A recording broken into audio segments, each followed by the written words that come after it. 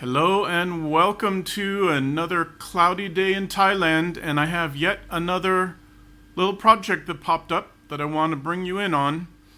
A friend of mine suggested that what we really need is a air pollution monitor that's cheap and easy to use, because all around the world, but especially in Thailand at some times of the year, we get a lot of really bad PM2.5 from the burning of the crop fields. Chiang Mai is horrible. People move out of the city for months during crop burning season, and we get a little bit of it down here in my town in Hua Hin. So I said, how hard can it be? And yeah, 1,000 hours later, here we are.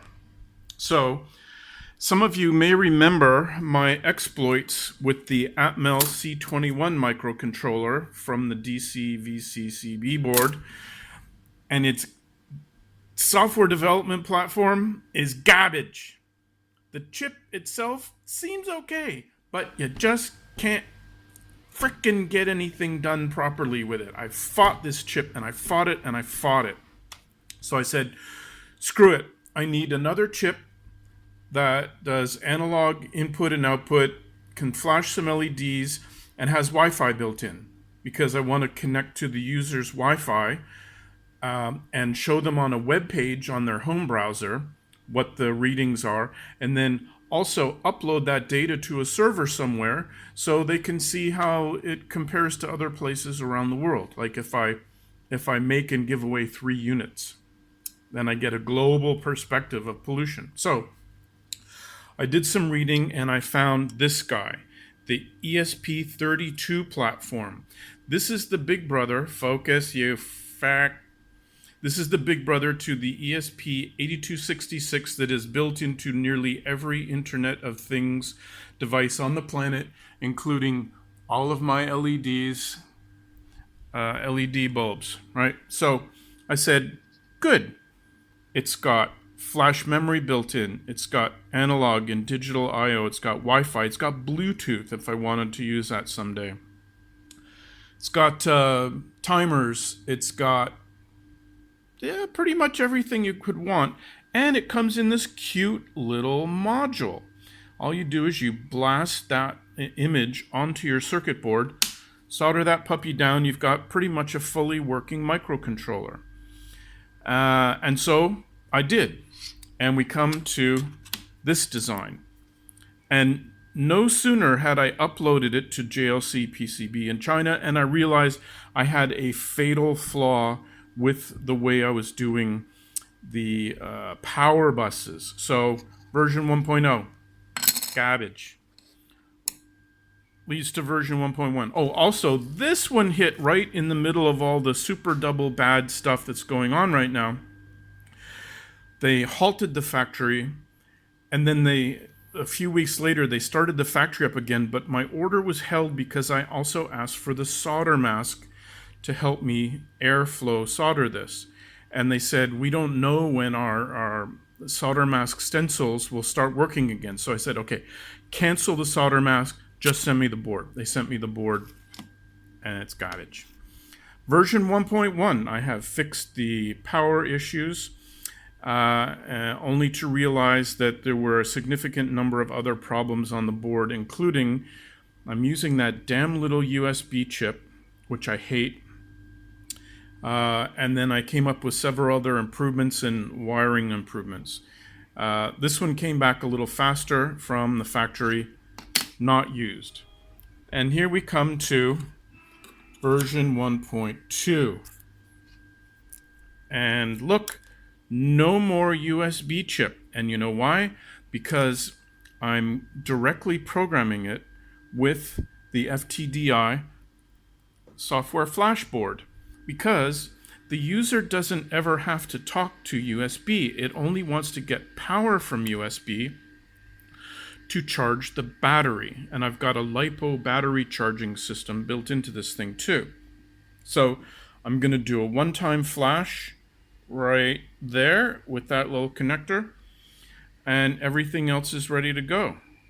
So here we are, ready to do the solder mask. with the stencil, because JLC is happily up and running again. And I also wanted to show you my new microscope. I feel like Louis Rossmann. I feel like the king of the world. Look at that. So this will help me, one, align the solder mask on the board, make sure we get everything lined up properly, and then it'll help me check them when I place the components, and it's just brilliant. Now, there are parts of it I hate. I hate the eyepieces. The eyepieces are garbage. I don't like the fact that I have a very limited amount of top to bottom zoom distance, but I'm getting some advice from the internet for that. So let's go ahead and start assembling this board. So here's the hardware design. It's evolved a little bit from version 1 to version 1.1, 1.2, and 1.3, which I haven't even made and sent to China yet. It all centers around the ESP32 W-Room 32 chip, which does exactly what I need it to do. Now, associated with that, I need to drive it with a 3.3 volt power supply. So that's this little voltage regulator guy right here with a corresponding LED. This is driven by 5 volts that comes in from the micro USB port.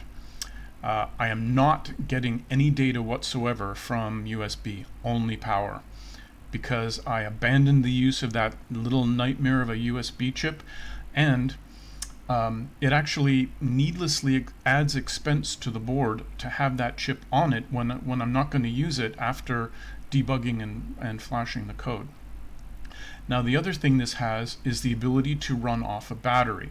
So there's a standard Lipo battery charging chip, the battery protector chip, and this little double MOSFET chip that is a very well-known design strategy for managing battery power. It's got a charging LED, it's got a battery charged LED.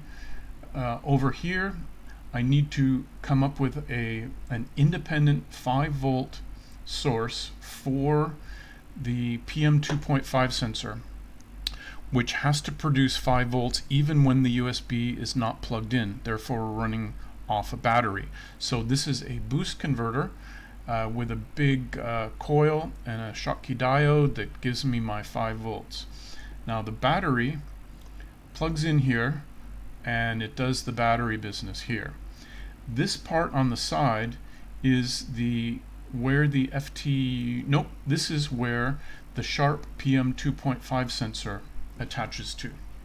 It needs power and ground, and then it also has inside it 2 components. It has an LED, which you drive with this pulse signal right here, and it has a photo sensor which gives you a voltage back, and that comes in pin 1. So I fire this pin to light the LED, and I read the voltage back from that pin. Then down here we have the FTDI firmware update and serial port, and a reset button. Now, along the way, while I was waiting for the various versions of the boards to come from Shenzhen, I breadboarded up just the ESP32 module soldered to little wires that came down to the breadboard. This is the 3.3 volt power supply from USB power, 5 volts to 3.3, a reset button, a software flash button, the pins for the FTDI programmer, and a little blinky LED. I have 99% of the software for this project is now up and running on this board. The only thing I haven't done is actually taken a hardware reading from the Sharp PM2.5 sensor device, but I've simulated it all in software. The conversions work. It's delivering web pages to the user. It's automatically configuring its Wi-Fi. So this has been a big help while I've been waiting for the boards to come. Now, I want to try an old trick that this old Tony uses if you've ever watched his machining channel. He can cut huge pieces of steel and do magical things with steel just by like dropping it on the table, and it's magic. So I think I figured out his secret. So let's see if I figured it out for working with circuit boards. All right, you ready? Oh yes, look. Okay, solder mask is nicely on. Yep, looking quite good on all of those pads. Came up a little tiny short up at the USB connector right here, but that will work when I do the reflow with the hot air. So let's start putting the parts on.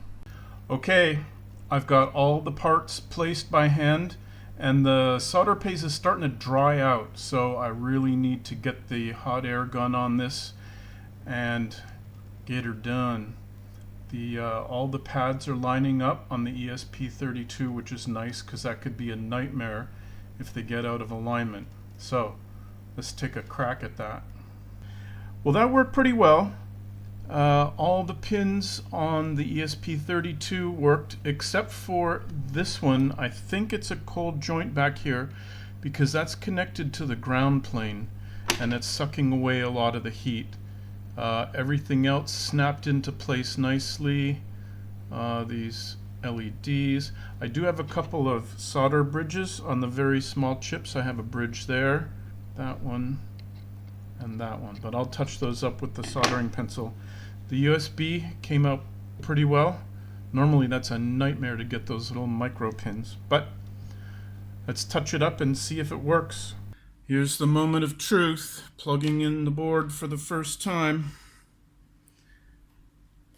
And looking for smoke. Contact. Oh, we have a power LED. Woohoo! And we have 2.8 volts on the 3.3 volt circuit. Is anything hot?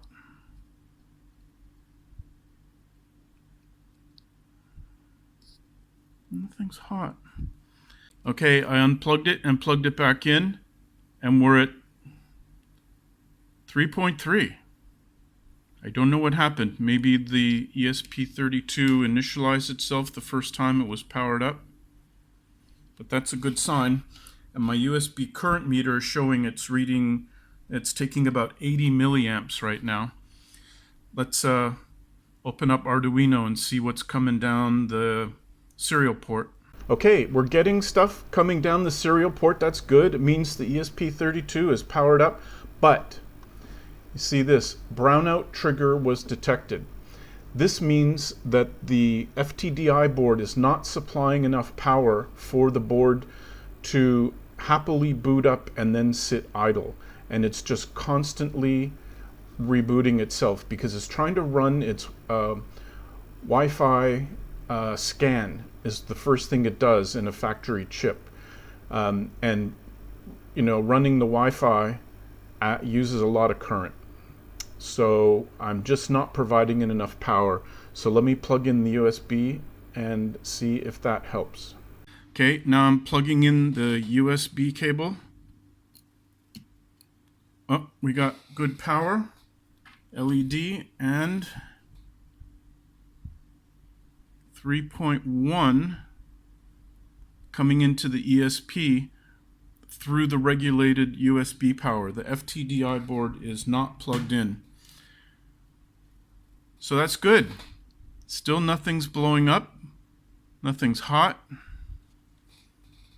Let me unplug again. Oh, and we are pulling just around 110 milliamps. And I bet that's because it's going through its Wi-Fi scan.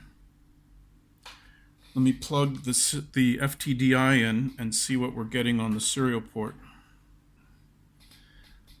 Yep. I plugged in the FTDI, hit the reset button, and it's now in soft AP mode, scanning for Wi-Fi. That's awesome. All right, let me flash what I've got on my software so far. the battery here is still sitting at 3.5 volts. Let me plug the battery in and we'll see what happens. Okay, we just changed. We only have battery charge lit now. And if I go on the battery pin, we're at just under 4.2 volts, exactly what it's supposed to be charging the battery to. So the battery charger is doing its thing. We're getting 4.2 volts there. We should still be getting our good 5.1-ish volts coming out here. So this is pretty awesome. The next thing I need to do is actually wire in the Sharp pollution sensor device. And this is where that goes. The air flows through here. There's an LED that shines out on a pulse, and it gets read by a photo sensor over on this side. And the part is very well spec'd out. You send a pulse, you do a reading with certain microsecond timing, and you do it in a loop, say 50 times, and you average out and you get your result. So here's the hardware setup. There's the board. There's the connector to the Sharp PM2.5 sensor right there. Now, the problem is, it's not reading the bloody signal correctly. If I put a certain voltage that I read on the pin of the ESP32 with my voltmeter, it doesn't match what the software is giving me back. This is the same problem I had with the Atmel system, but I just thought that was a piece of crap. This I don't understand, because everything else on this chip has worked beautifully.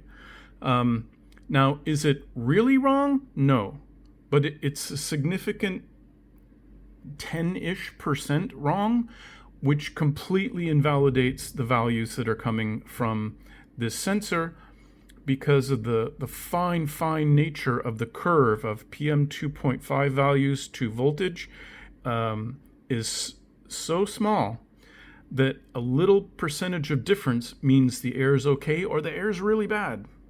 And that's not good. So I've discovered that there's actually a whole family of these, I think 6 or 7. I'll put them up. I built a spreadsheet to show all the differences. And considering that I'm getting a 5-volt signal from this back, I have to use a resistor divider network to get that down below 3.3 volts. I read that raw voltage in. I then scale it twice to get to the final voltage reading, which then I can convert into a PM2.5. I have to calibrate this thing based on the resistors that come out of the box and get soldered onto that board. This is not good. I found another version of this that actually gives me a digital signal back over a serial port. Could not be more fantastic. It avoids all of that timing business. I don't need to generate, I still do need to generate 5 volts for it because it's running a 5-volt internal system. But instead of reading a voltage back, I read a serial port pin, and it's giving me new signal data every second with the exact digital reading that it's getting. No scaling, no conversions, no inaccuracies. That's going to be the next version of the hardware. So stay tuned for that. As you stare out on my beach, I would ask you to subscribe to my channel and click like on this video so YouTube thinks I'm worthy again, and I have so many people on my channel that they'll give me 10 cents a day in ad revenue. So I thank you for that.